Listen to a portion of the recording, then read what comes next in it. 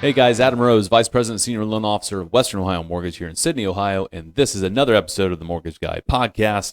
And this week, we're going to talk about getting your home ready for sale. Seems more like a realtor topic for a podcast related to that, and not a lender, but nonetheless, we are approaching the spring selling season, and so let's make sure your house is ready to rock, right? One of the big things, especially that we've been facing the last couple of years, is people haven't been updating their home or really truly prepping it for sale. I feel like some people jump into the market and say, hey, well, we're just going to list it now and we'll just do it as is. We're not going to touch it and see what we get for it. That's kind of been the mentality. Not for everybody. I'm not going to say that's everybody. Some people have done their due diligence and gotten their home prepped and ready for sale, but fewer are than there used to be. So let's talk about it, shall we? All right, a little caffeine boost here.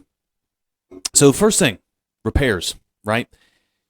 Normal wear and tear on a house. It happens. You live in it. You're going to have scuffs on the wall. You're going to have chips in your trim. You're going to have cabinets that are funky. You're going to have toilets that you have to jiggle the handle to make sure it flushes correctly. You're going to have a lot of just deferred maintenance items that aren't major to you, the homeowner, right? Not major at all. But when a buyer comes through here and they just start adding up all these little things that are occurring when they're walking through this property, it gives them just not a great feeling, right? Because now they start to wonder, well, are they hiding? Is there something major? They didn't even try to hide this little stuff. So do we have something going on with the furnace? Do we have a foundation issue? What's going on? So one of the biggest tips is truly going through your home, making a list of some of those repair items that are very noticeable to homeowners, and just getting them taken care of. There's a lot of things, a lot of resources out there to kind of give you some ideas on what you should be looking for. But one big thing is making sure when you're walking through the home, what's noticeable in your everyday, without removing furniture, without removing pictures on the walls yet or anything. What do you see that's been bugging you for a while, that's been on the honey-do list but hasn't gotten done? Do those items, guys. Those little things are huge, right? Huge. So make those repairs. Take the time to do it, and it can go a long way. It really, really can, because especially for first timer walks in and they may have very, very little to no experience when it comes to handyman style repairs, and they don't know where to start. They get overwhelmed, right? So that's the last thing you want to do, is make that impression on somebody that's going to come in to possibly make an offer on your house. And another thing on this is it kind of gives this buyer possibly some more negotiation, right? Some more leverage on you on, well, I know you listed your house for $200, but here's this list of items that I got to get done. I'll give you $194 for it, right? It gives them a little bit more leverage and negotiation power during the process, or especially if they're doing an inspection. After their inspection, they may do a post-inspection addendum with you and start renegotiating items, and you're already in contract, so you don't want to relist it, right? Because if you relist it, it doesn't look good all the time, right? People start to wonder, well, if that was in contract last week, I don't know what happened to it. Maybe there's something wrong with the house, right? So you don't want that to occur. So take care of some of these small items and make sure it shows really well. And on the showing piece, right, decluttering. I can't tell you how many appraisals we get, and the way some people live are, interesting. So declutter, right? Make sure you're cleaning the home up. Pick up all the loose items that are out there. If you have kids or something like that, that's a challenge, and I get it. I've got 3, and they are a disaster, complete tornadoes. But it's not just the little toys that are hanging out there. It's nice to be able to kind of organize it. I'm not saying you have to completely reorganize your entire house because you're about to leave it and sell it, but let's say you have, a shoe closet or a coat closet that's in the hallway, and you have shoes hanging everywhere. It doesn't mean you have to organize the entire thing, but maybe buying some little baskets and putting everything in the baskets and then putting them in there, it makes it look more organized. And using that same concept in your cabinetry, right? A lot of people that have pantry space, things like that, and they have cans everywhere, they have box goods everywhere, they have all this stuff. Start using little baskets and stuff that you can put them in and organize the area to make it look cleaner, is more inviting to a home buyer, and could get you either a better offer or remove some of the concerns that a buyer could have about the property. And they always do talk about also is making sure you're scaling back on some of your furniture, right?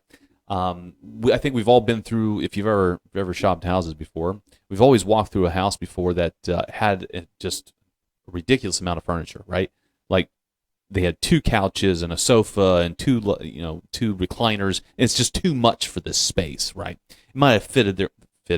I said fitted. It might fit their needs due to their family size or whatever they have going on, or they invite people over all the time. But you don't want to walk through the home and feel like you got to like squeeze through a space, right? That's not very inviting. They want to be able to walk through the space clean, not bumping into a bunch of stuff. So it's something to consider too, is not just decluttering all your items and your bookshelves and kitchen, but also your furniture, right? That's something that probably a lot of people don't think about. That can also go a long way. And, a lot of the professionals out there also say they want you to depersonalize the space. Yeah, depersonalize the space. That's going pretty far. So I don't know if you're halfway out and you already have a home located and you're starting to move, it makes more sense. But if you have a long occupancy or you're still shopping for a home, this is kind of a tall order in my opinion. But they talk about taking down, photos and get rid of, like you had a DVD collection, getting those out of there. And I can kind of see where they're coming from a little bit on this tip. Mainly my example would be, around here, we have a lot of Ohio State fans and we have a lot of Michigan fans. Well, some people like to deck out their basements or their man caves with their sports teams. And I've seen some in appraisal photos. And now, if you get a Michigan fan coming into someone that has a basement that's decked out in Ohio State colors, it may turn them off, right? They may not be able to see past it. So that's kind of where they're coming from, is to kind of remove your tastes and your personal touch from the home. That way you're not turning someone off or away from it because they get these preconceived notions of who you are as a seller, and people are petty. What are you going to do about it, right? So make sure you are doing that. Now, this next piece on making sure you're ready for your home is paint. All right, so we talked about repairs. So that wasn't really saying update the home. That was just making sure, taking care of some wood putties on your trim, and filling in some holes on your drywall, just little touch-ups and things like that. But paint is huge, right? A lot of homes, when you live in them, again, especially the doors. A lot of people have, the white doors. It looks nice, it's clean, but your fingers are nasty. And especially if you have kids, you're opening and closing doors all the time. You're grabbing the doors up and above, or above and below those door handles, and it gets brown, it gets discolored, right? It just doesn't give it that clean feel. So either go through, really clean those door handles and clean the sides of those doors, or you may have to touch up on some paint. That's what we're going to be talking about.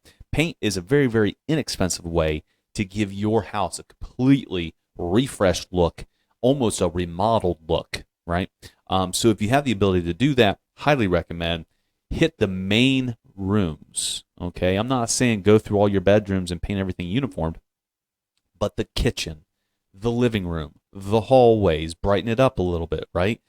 Those lighter grays, the whites, the beiges, something that's neutral. You don't want to go too bold, right? In my opinion, you don't want to go too bold because, again, some people can't see past the style that you may have, and it may turn them off. So go with that nice neutral color.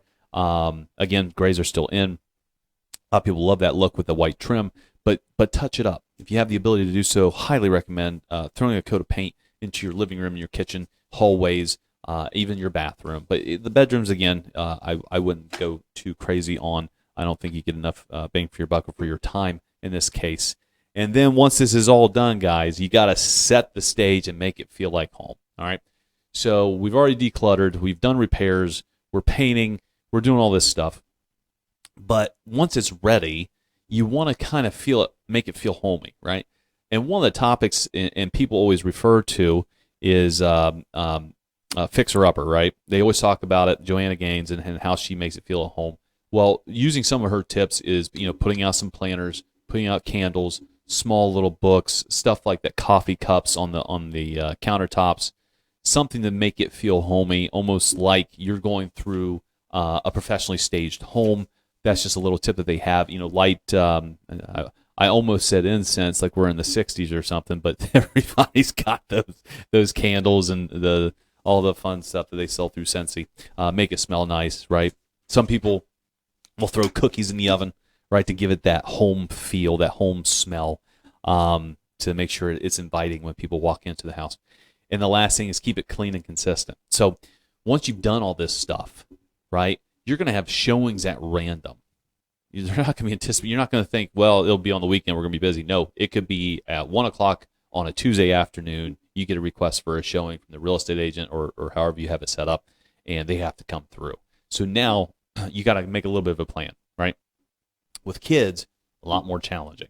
But you might want to set aside 30 minutes every evening, every single evening before you go to bed, right? And say, all right, let's do a quick round. We're going to do some sweeping. We are going to, a lot of people use those, what are those mops? The cross waves for your floors, for your hardwoods and your tiles. Hit that, hit your sweeping, wipe off your countertops. That's your primary thing, because the countertops get nasty. Your floor gets nasty very, very quickly. So it's highly recommended that you keep those up to date.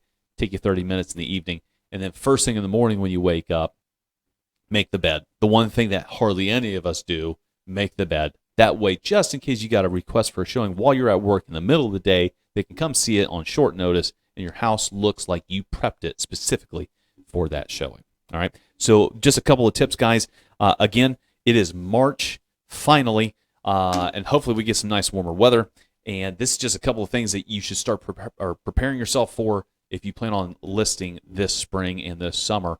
And it's a great way to show your home, top dollar, make it more attractive for those home buyers. So hopefully you follow along. If you have any questions or comments, or you guys have some tips, please put it in the comments section on our Facebook, on our YouTube channel, wherever you're hearing or watching this podcast, and give us, let's start some conversation about it. All right, that's it for us this week, guys. Remember, subscribe on YouTube, check us out on Spotify and Apple Podcasts, and we will see you all next week.